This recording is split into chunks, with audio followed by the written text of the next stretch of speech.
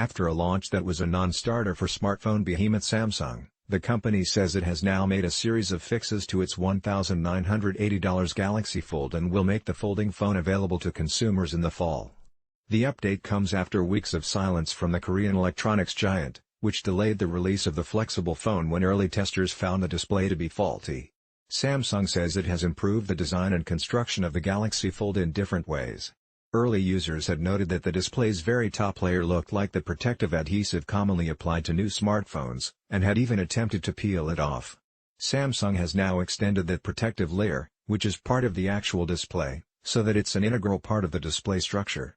The hinge area, which Samsung had been particularly proud of in early briefings, is said to be strengthened. The gap between the hinge and body of the Fold, which a teardown revealed is really two phone bodies bridged into one, has been reduced. Most critical might be the reinforcements added to the display itself. Samsung says it has redesigned the phone with additional metal layers underneath the Infinity Flex display in order to reinforce the protection of the bendy OLED display.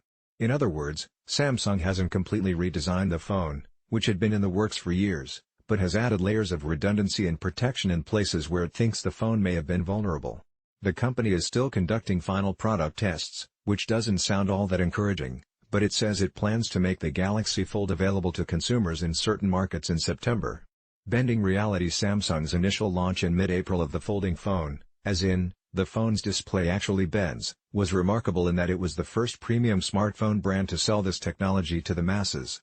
Other phone manufacturers, like Huawei and Motorola, are said to be readying their own phones with flexible displays, and Lenovo has even shown off a prototype of a 13-inch Windows PC that folds in half. But Samsung had the first-to-market bragging rights.